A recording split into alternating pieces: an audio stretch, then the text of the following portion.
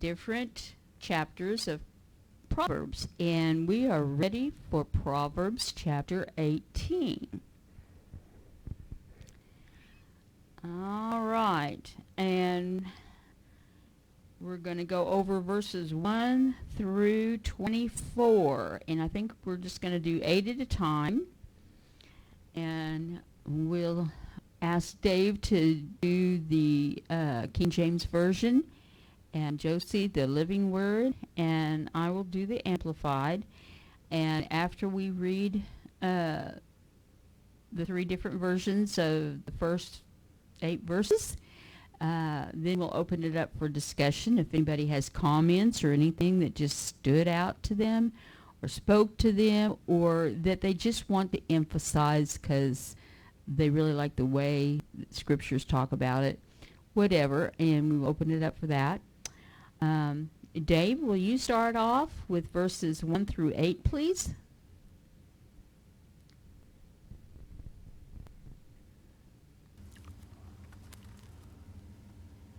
Through desire a man, having separated himself, seeketh and intermeddleth with all wisdom. A fool hath no delight in understanding, but that his heart may discover itself. When the wicked cometh, then cometh also contempt, and with ignominy reproach.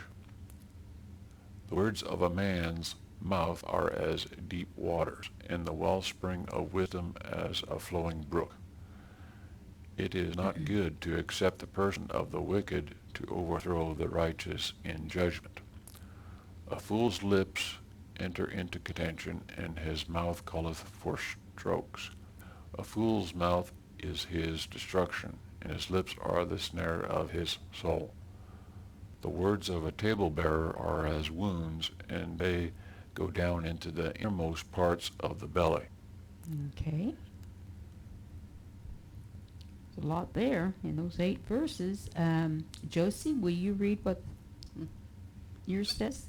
The selfish man quarrels against every sound principle of conduct by demanding his own way. A rebel doesn't care about the facts. All he wants to do is yell. Sin brings disgrace. A wise man's words express deep streams of thought. It is wrong for a judge to favor the wicked and condemn the innocent. A fool gets into constant fights. His mouth is his undoing. His words endanger him. What dainty morsels rumors are. They are eaten with great relish. Okay. He who willfully separates and estranges himself from God and man seeks his own desire and pretense to break out against all wise and sound judgment.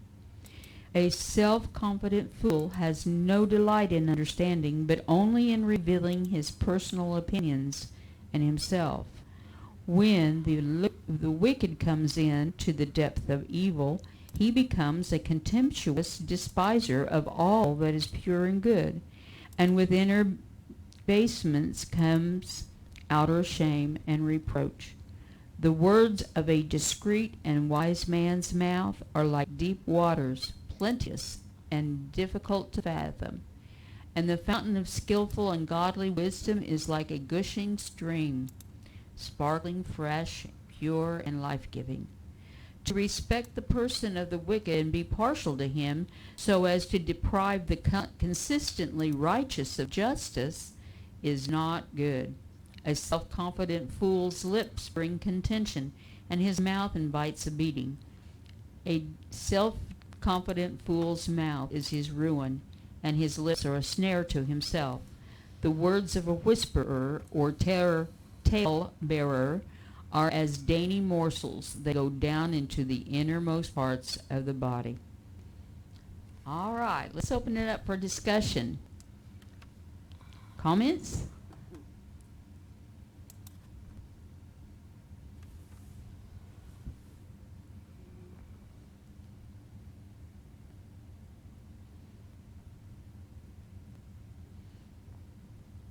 we've got a comparison here between the self-confident fool and those who use their words wisely. It's quite a difference, isn't it? Quite a contrast between each one and their, you have the cause and effect. The consequences of speaking good things versus the consequences of speaking bad things, doing things God's way, saying things God's way versus not saying God's way. And so it looks to me like it's discussing during part of it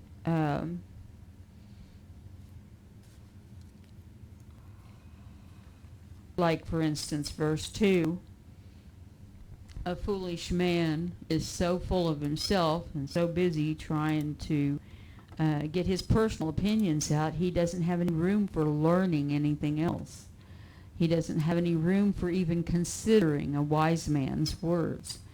And that will ruin him in the long run, because we can always learn from somebody who's wiser than us. And so we shouldn't be so full of pride that we think we're the only one that's right. And that's something we battle frequently. We need God's help on that. There's a natural tendency to think that our way is the best way, our way is the right way, and not even consider that there might be other ways. And the irony of it is, in this day and age of electronics, there's usually more than one way to find out the information you're wanting to find out, but yet when we're talking, we don't always want to consider what someone else's thoughts might be, especially if their thoughts are a little different from ours. I remember when the kids were growing up and I was trying to teach them how to clean the bathroom, and I was trying to teach them the way my mother taught me, and it made sense to me to go in that order. But I'm going to pick on Jonathan, the youngest of Chuck's sons. He had his own idea of how to clean the bathroom, and I got into an argument with him about it one time, and then later on God kind of spoke to my heart, and I thought, you know what, when he gets done, the bathroom's clean.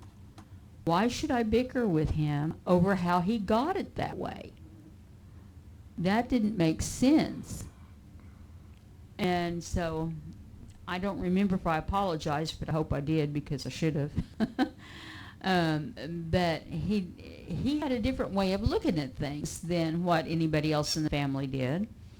And so sometimes we disagreed with his choice in how to do things, but the end result was good. And so, he was one of these that when they took those tests in school and they had a truck or something and they wanted you to circle a certain shape on the truck, and we might have said the tire for the circle. He'd be more likely to say the steering wheel.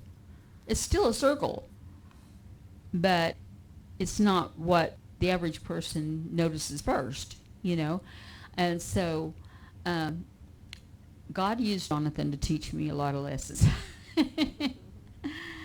Anybody else have a comment?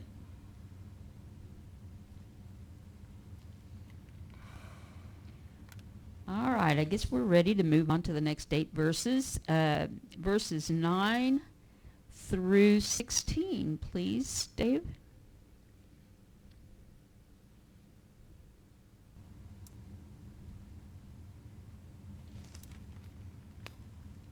He also that is slothful in his work is brother to him that is a great waster.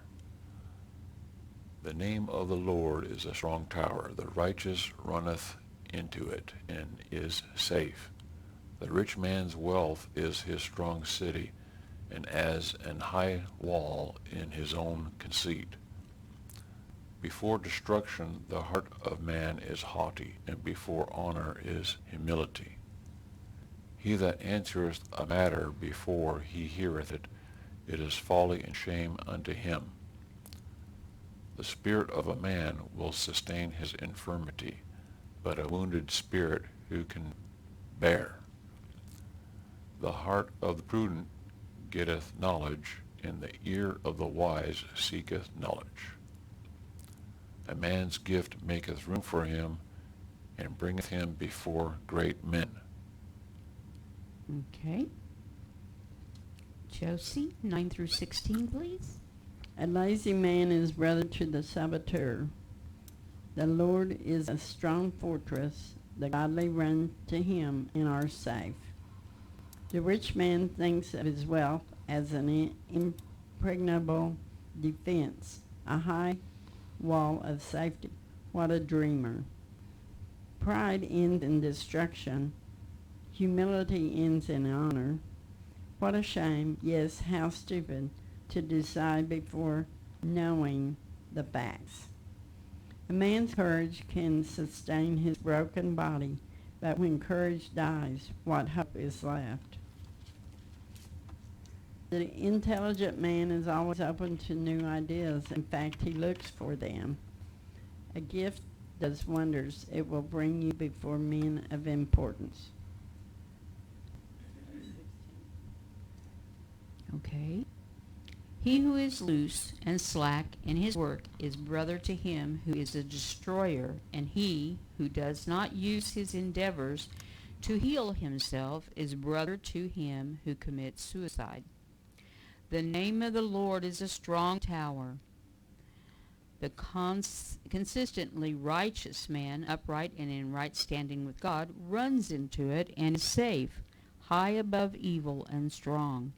The rich man's wealth is his strong city, and a high protecting wall in his own imagination and conceit. Haughtiness comes before disaster, but humility before honor. He who answers a matter before he hears the facts, it is folly and shame to him. The strong spirit of a man sustains him in bodily pain or trouble, but a weak and broken spirit who can rise up or bear?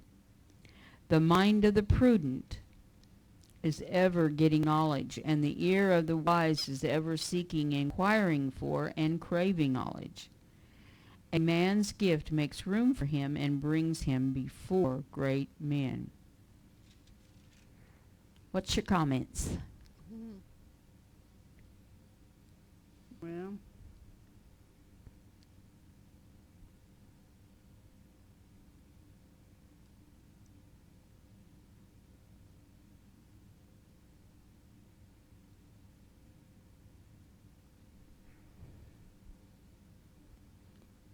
Did you think of something and you lost track of it? yeah, I did. Yeah. Well, Happens to all of us.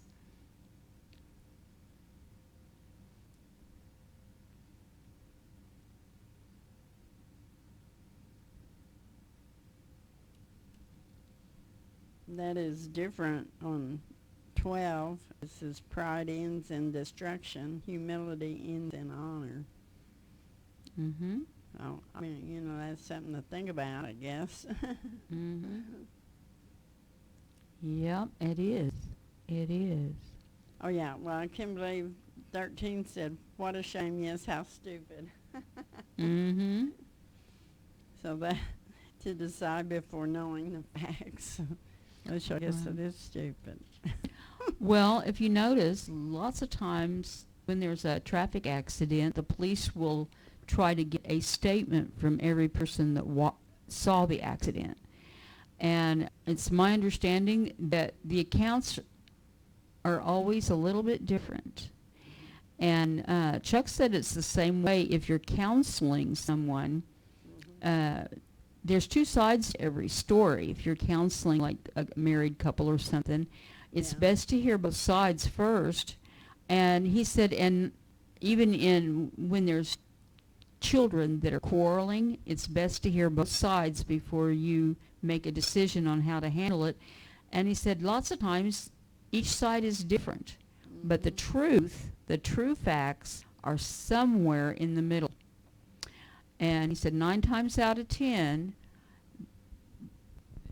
their perception is a little bit different, and that's why their stories are different. It's not that anybody's trying to tell a lie. It's that they didn't perceive it the same way. And so we're like that as human beings.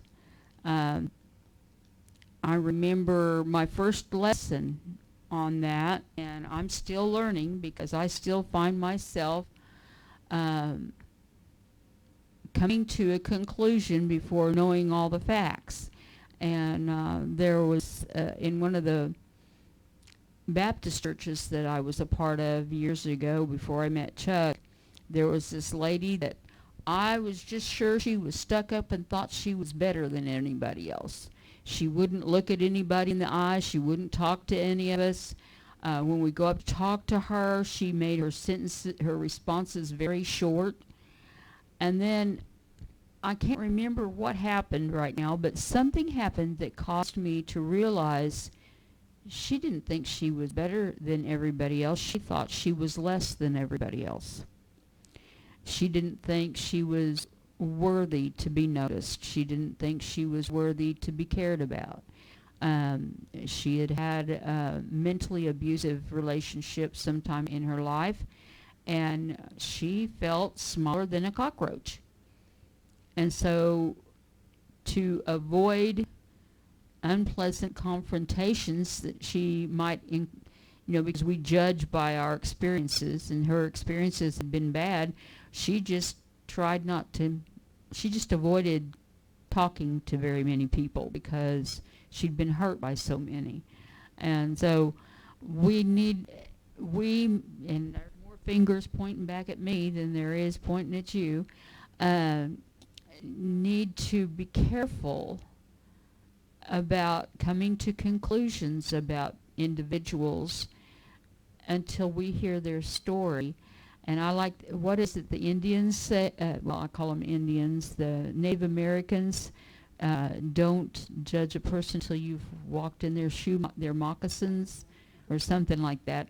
And it's true. It's like when we don't have all the facts, we come to false conclusions, but at the time we're convinced that they're good, they're true ones, when they're not. And we can do a lot of harm by doing that, coming to the wrong conclusions. Number 16. 16?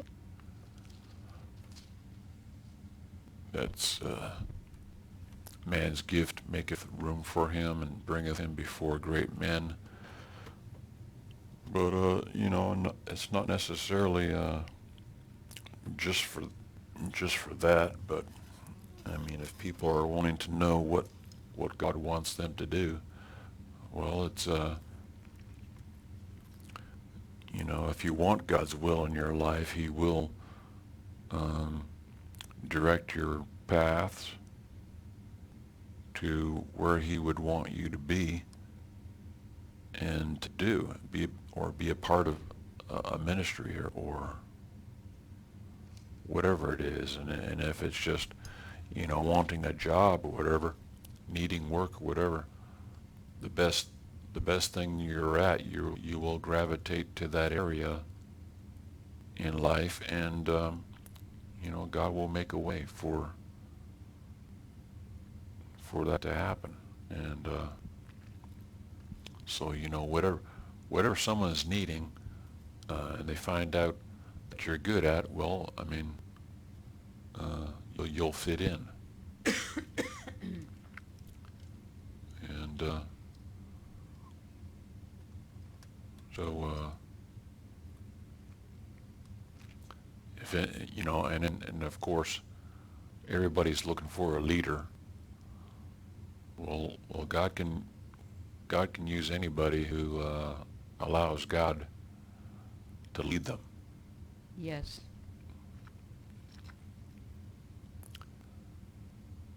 So there you have it. Yeah.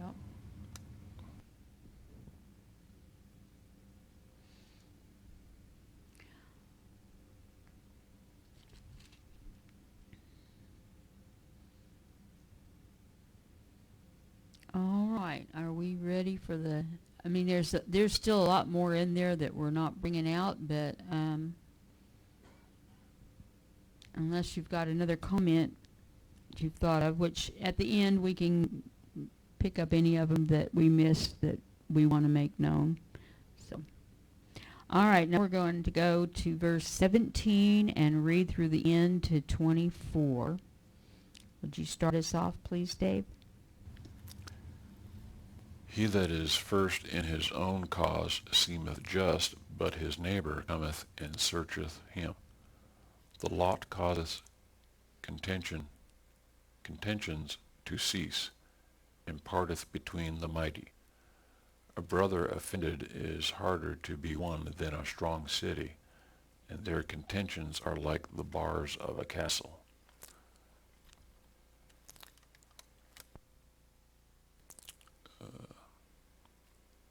A man's belly shall be satisfied with the fruit of his mouth, and with the increase of his lips shall he be filled.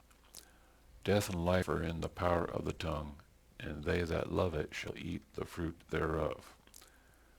Whoso findeth a wife findeth a good thing, and obtaineth favor of the Lord. The poor useth entreaties, but the rich answereth roughly. A man that hath friends must show himself friendly, and there is a friend that sticketh closer than a brother. Okay. Josie? Any story sounds true until someone tells the other side and sets the record straight. A coin toss ends arguments and settles disputes between powerful opponents. It is harder to win back the friendship of an offended brother than to capture a fortified city. His anger shuts you out like iron bars. Ability to give wise advice satisfies like a good meal. Those who love to talk will suffer the consequences. Men have died for saying the wrong thing. The man who finds a wife finds a good thing. She is a blessing to him from the Lord. The poor man pleads, and the rich man answers with insults. There are friends who pretend to be friends, but there is a friend who sticks closer than a brother. Okay. He who states his case first seems right until his rival comes and cross-examines him. To cast lots puts an end to disputes and decides between powerful contenders. A brother offended is harder to be won over than a strong city, and their contentions separate them like the bars of a castle. A man's moral self shall be filled with the fruit of his mouth, and with the consequence of his words he will be satisfied, whether good or evil. Death and life are in the power of the tongue, and they who indulge in it shall eat the fruit of it, for death or life. He who finds a true wife finds a good thing, and obtains favor from the Lord.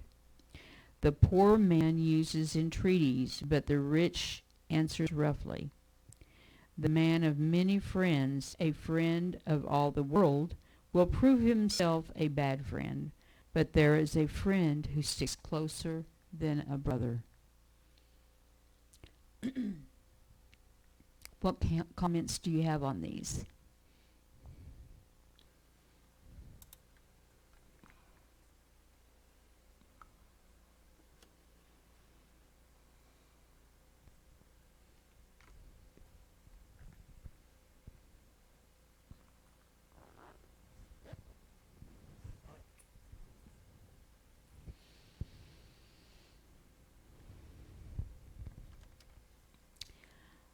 Proverbs 18:21 try to bring forth how awesome words can be. Words can tear you down, as one song that I've heard sung on the radio says, or they can build you up. And words can be awesome. God used words to create the world and speak them into existence. He's given our words power too, and we need to be very, we meaning definitely, I know I need to watch what I say, because sometimes if I tend to just let the words flow out of my mouth sometimes without thinking first. And then after they've come out of my mouth, I'm going, now, I'm thinking, well, if I heard somebody say that to me, I wouldn't take it the way in my heart I meant it to be. And so I've messed up already. And our words can affect a person. A child can hear lots of compliments during their young years, and all it takes is one put down, and they'll remember it for their lifetime and build their lives around that one negative.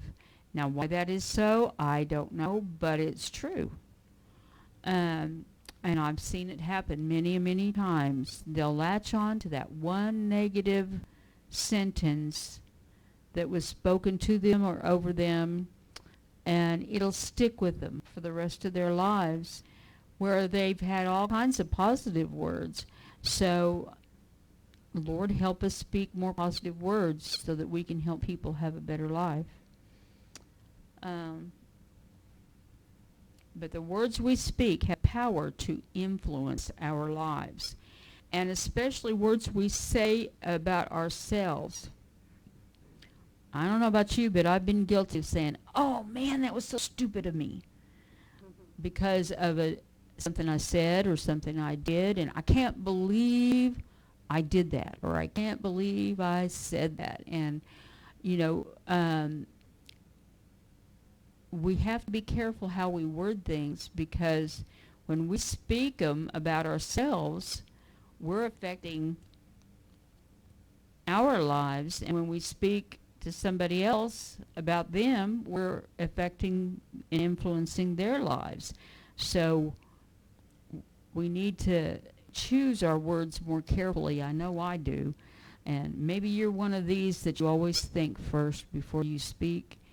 And my hat, even though I don't have one, goes off to you, as the saying goes, because you've accomplished something if you can control your tongue, because it says in Scripture that the tongue is a little thing but hard to control. So we just need to watch what we say.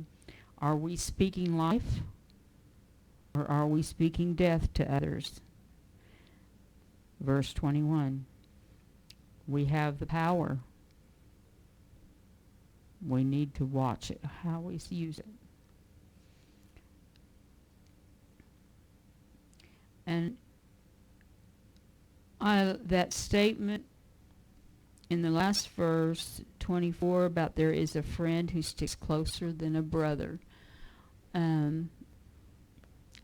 We automatically think our relatives, those that are blood relatives, ought to stick together. And that's true, we should. But does it always happen the way it should happen? No. But sometimes a friend will stick with you when everybody else seems to be against you, whether they're family or not. And those are amazing people who they're not concerning themselves with what others are thinking. They're concerning themselves with what appears to be the right way to do it to them. And they are awesome people, whoever they are. If you happen to be blessed with a friend like that, thank the Lord for that friend and pray for that friend, because sometimes when, take grade school kids, there's usually the bullies and ones that are bullied, are the ones that I want to zero in on when I'm telling this, and that is,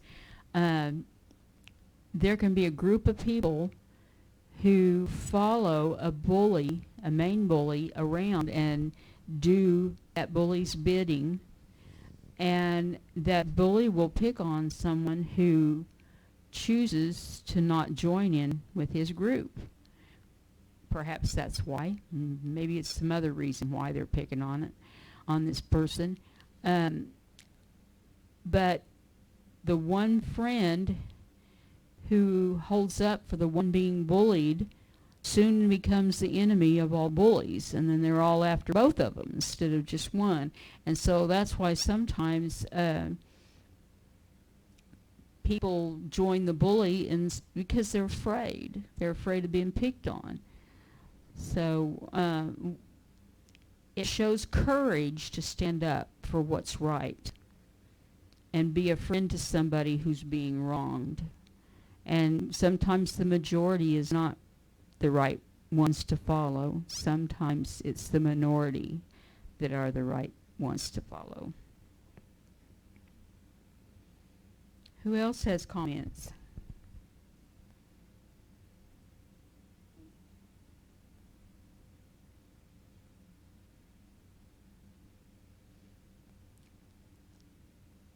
What about verse 19? I think it's touching on forgiveness and unforgiveness right there in that verse, don't you? Because it says, a brother offended is harder to be won over than a strong city. Well, the one who is offended is having an issue with forgiveness. And when they have an issue with forgiving somebody, they don't seem to realize it's hurting them more than it is the person who offended them, and by not forgiving them, and they need to be set free. But it's not an easy task, because we have this you did something wrong to me and you deserve to be punished, type attitude about people. So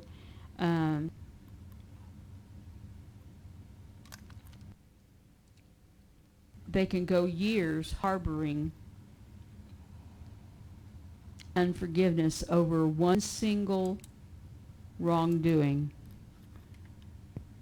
And we know that that's not good. Yeah, I think there's a scripture, something about if you say you love God and hate your brother, you're a liar. Something like that. Yep, you're on the right track right there. God made that brother. And you shouldn't hate him. Anyway, yeah, that very well said. And hate is murder. Yeah. Yeah. All right then. Well, any other comments that we've missed? I know if we went through it a little slower, it would take more time, but we probably would catch more things. But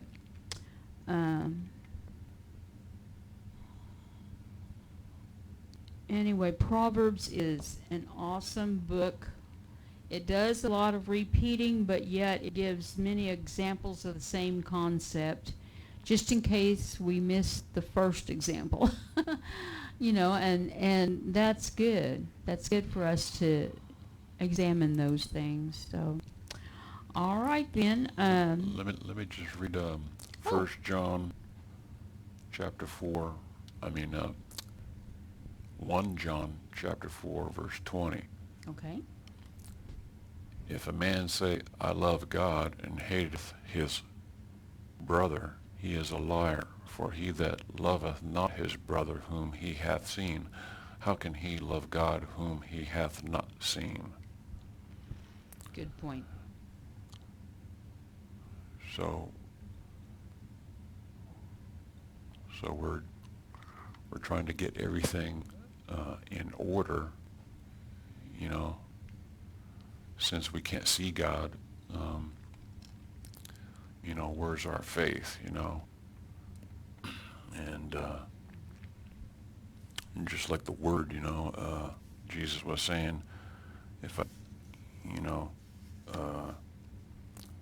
something about how can you believe the truth if you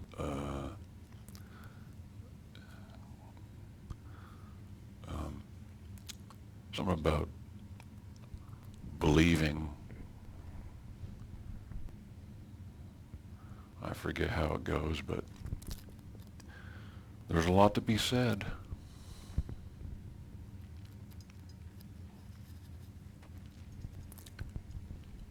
This is true. Well, unless we have some more comments that I've missed, are there any prayer requests besides we already prayed for